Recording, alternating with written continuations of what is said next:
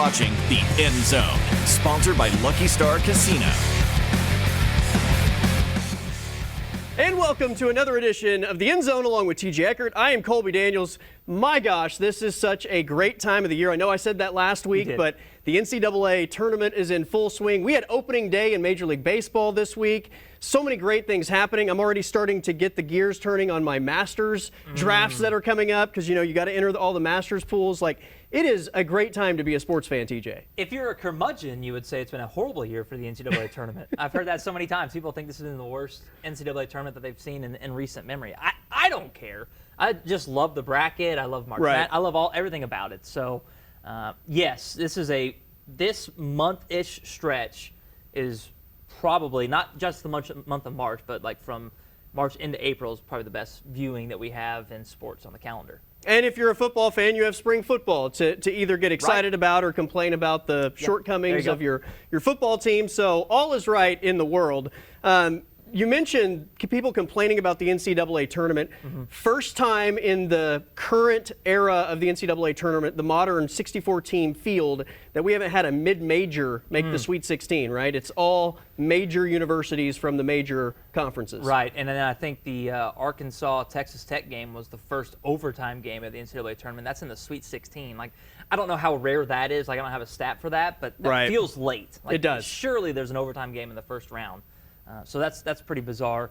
People have asked, like, is this a reflection of NIL on the portal, and is it making the mid-major schools you mentioned, the smaller, is it creating a disadvantage? And there's probably a yes in there. To me, I just think we've talked about it before.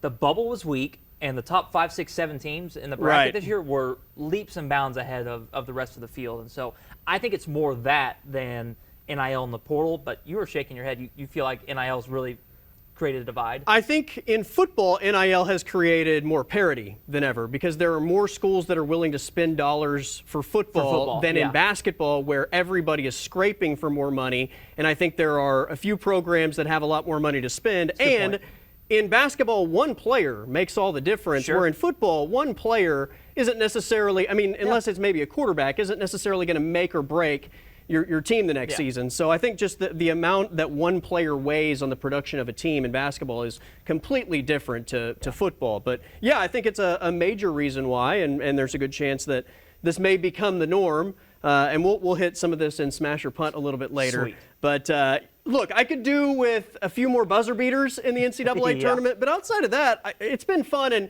I will say this about the Sweet 16. I know everybody likes Cinderellas, but I like seeing some of the big matchups that we have in this going into this weekend. Yeah, look, these are the teams that are left, pretty much, are the ones that have been playing the best basketball all season long. Typically what happens in the tournament is one of those teams either looks over somebody, looks past somebody, and they get upset, and then you get the enjoyment and the excitement of a Cinderella. But to your point, we are getting the best basketball teams in the country playing against each other, which I think is probably the ultimate goal of the NCAA tournament, is to get the best teams playing at the end of the tournament.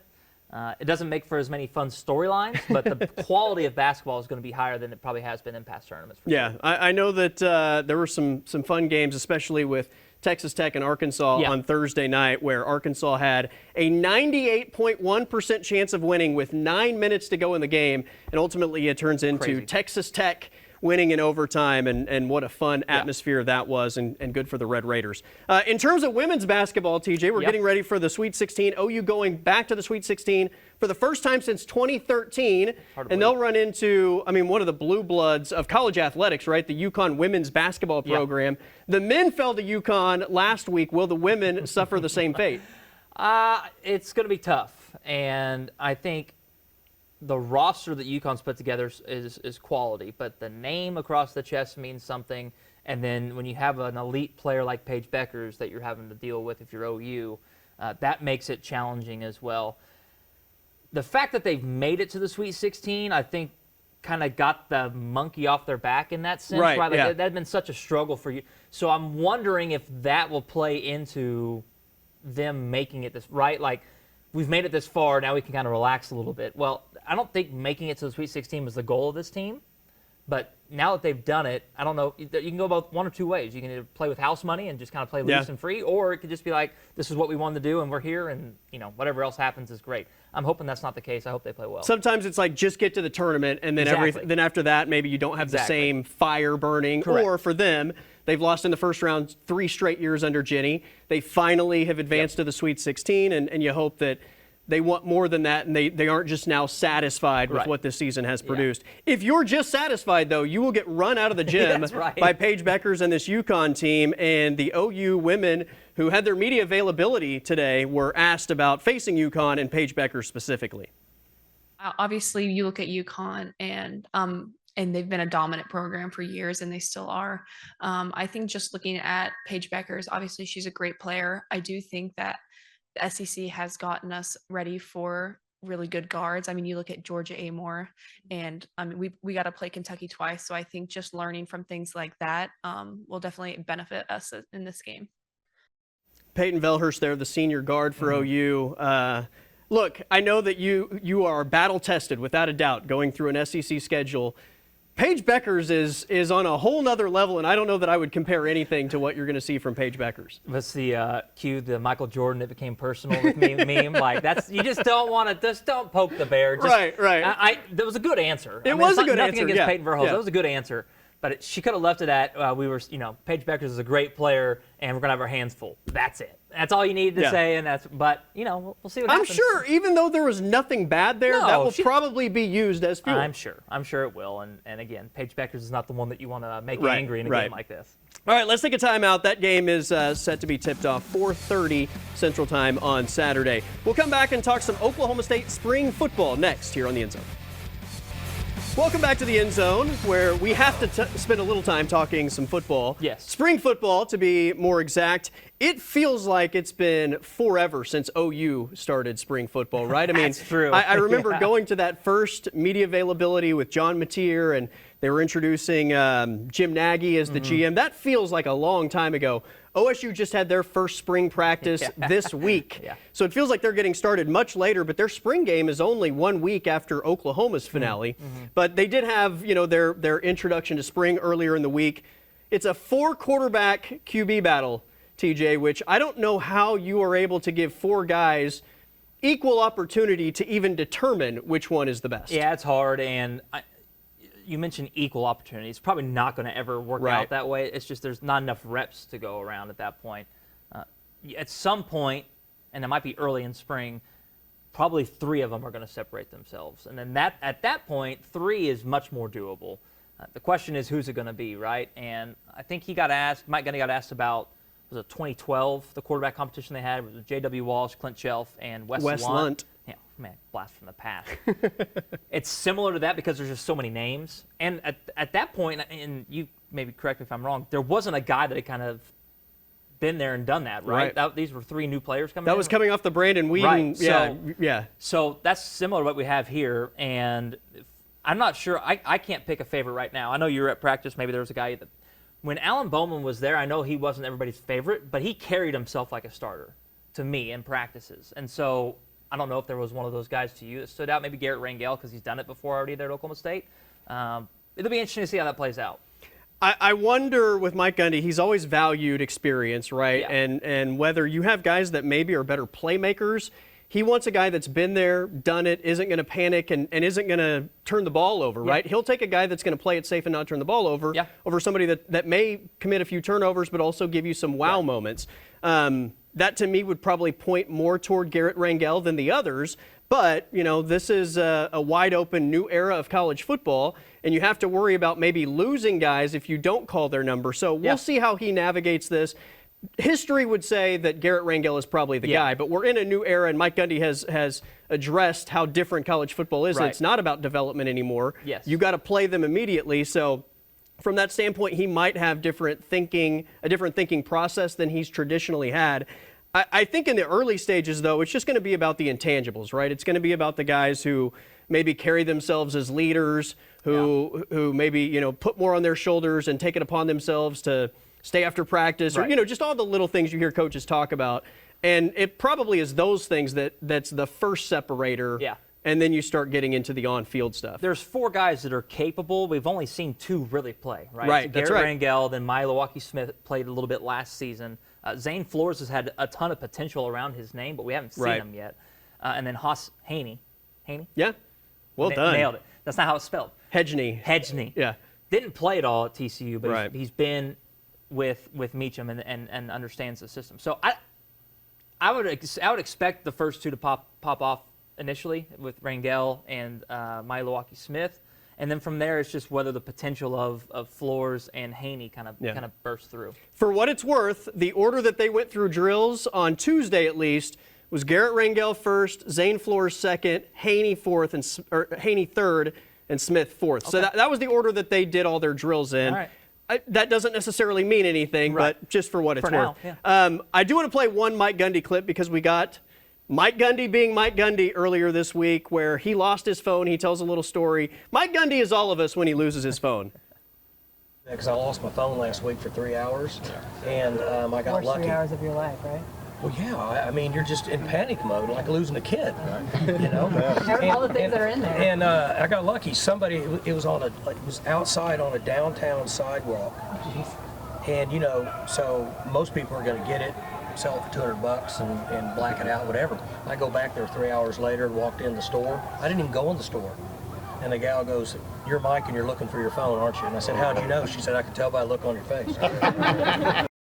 The look on your face when you lose your phone, we all have it. Very and relatable. It's very noticeable, right? It is, and I don't know. I'm curious how it got left on a sidewalk. How did that happen? Did it fall out of his pocket? Was he sitting on the sidewalk just like taking in the Stillwater day? Like I really, there's more to the story, and I want to know it. I want to know what Mike Gundy's doing just casually like roaming around downtown. I know. To the point that maybe the cell phone is dropped or left or whatever. But I love the fact that he's like, yeah, it's like losing a kid. Because that's absolutely the feeling. Yeah. When you like check your pocket and your cell phone's not there. Yeah. It is Like terror. Like you lost a limb almost. Terror from head to Wild. toe. Absolutely. All right, let's take a timeout. It is smash or punt next here on the End Zone.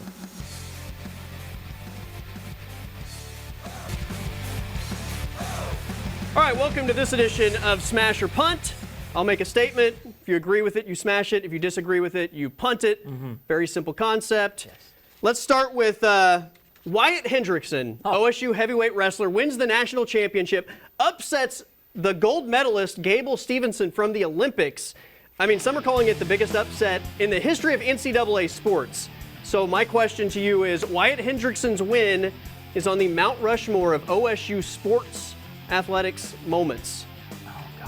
No, I mean, just off the top of my head, so I'm trying to think of 4 others. Probably not. Yeah, smash. I mean, just the waves it sent through, not just college wrestling, like you mentioned, but I mean, NCAA sports in general. Pretty crazy, and the moment was really cool. The way it happened, it wasn't like he was in the lead early and just kind of held on. It was the fact that it was like a walk-off. Yes, basically. So yeah, I would say smash. I can't think off the top of my head. Like I said, I can't think of 4 other better ones. It's not necessarily mainstream, and that's why maybe it gives people pause. Right. When you hear a statement like that. It's not football, it's not basketball. We don't see it every day, but I mean, I think you add the president being there and that whole exchange, which got him on every major news network over the last week. Right. He's been on Pat McAfee. I mean, he's been everywhere. Yeah. He has a dynamic personality, but it's who he was facing. Nobody thought he had a chance. He did it in the final moments. I think just the entire scene was electric. Smash all the way. It's on the Mount Rushmore of OSU sports moments. Great. All right, speaking of OSU, we talked about this earlier with the OSU quarterbacks. Garrett Rangel will start game number 1 at quarterback for Oklahoma State. That's the safe answer right now, so I'll say smash. You provided a lot of reasons as to why it could be the case, right? He's the safe option. He's not necessarily like a gunslinger. He's a little more reserved. He'll throw the ball away if he needs to. He'll tuck it down and run. So for now, I will say smash. And it's early enough in spring where we could see somebody maybe separate themselves. That's right. But for now, I think that'd be who I would pick. I don't know if he's going to be the best on the field. I think we did see some really good flashes of him before he got hurt. Yeah. I'm throwing all the on-field stuff out the window. I just think he's been around the program for long enough. I think Mike Gundy probably has more built-in trust in him. And I thought he just carried himself with more confidence on Tuesday than the other 3 guys. There's a lot to that. Simply because he's been there longer than the other 3 guys. So smash for Garrett Rangel as well. All right, one more with OSU football. Mike Gundy in his availability threw out the idea of a Bedlam spring game. So smash or punt, Mike Gundy got his Bedlam spring game idea from us when we talked about it last week on this show. He did. Mike, first off, thanks for watching. I know you're probably watching again. Smash on that. I can provide some insight, too, on how not to lose your phone. So we can help there if he needs that. So, yeah, he got it from us, and we were literally talking about that. It's a 1 week ago. Now, I will say we did not think it was a good idea because we didn't think the coaches would agree to it. We said UCO makes more sense, one of those types of stuff. So, maybe he thinks it's a better idea. I don't know. I don't think it's going to happen, but I do think that the thought came in his head because he was watching the NFL. I said I thought it was a great idea. I said I don't know if they would think it was a great idea. Right. But Same. Yes. But yeah, I love it. I hope Brent agrees. So Brent, if you're watching as well, let's green light this thing. Yeah. All right. OU softball won earlier this week, 19-16 against Wichita State. Most runs they've given up since 2019 against UCLA in the postseason. Yeah. People are hitting the panic button. Is it time to hit the panic button on OU's pitching staff? That's a good question. I will smash simply on the pitching staff. If the question was OU softball in general, it'd be a punt. Okay. The pitching staff has had some issues. There's been some injuries in there, and they haven't really found a true ace. I think Sam Landry is probably going to be that one for them. She's been banged up a little bit, and then the back half of that staff has been a struggle so far. It's early, I know, but we're midway through the season. So I'll smash it just because we've seen enough on-field product already to say this might be an issue. Will it prevent them from winning the championship? I don't know. But for now, the pitching is an issue. Give me the punt. Oh, okay. I'm not panicking yet. We still got a long way to go. Still a bunch of new parts that are kind of finding their way. I will have to see a lot more before I'm ready to smash a panic button on the pitching staff. Thank you. That's the clarifier. Yeah. The pitching staff's the smash. The team, absolutely not. All right, we talked about the NCAA tournament and some of the criticism of this year's tournament. Smash or punt? The Sweet 16 is better without a mid-major. The quality of basketball is probably better. The fun of it is not. So I will, what is it? It's better? No, it's not. I'll punt. It's better with a mid-major, just because of the drama and the funness of it. Quality of basketball, sure, but I enjoy the Sweet 16 when there's a St. Peter's or one of those type teams to root for.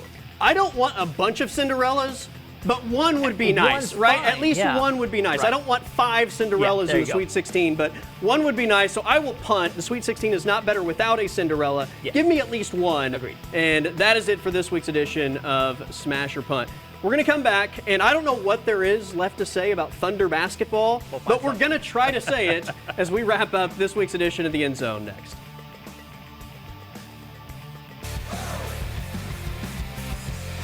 All right, back one final time to wrap up the show. We've talked NCAA tournament. We've talked OU and UConn, getting ready for the women's Sweet 16.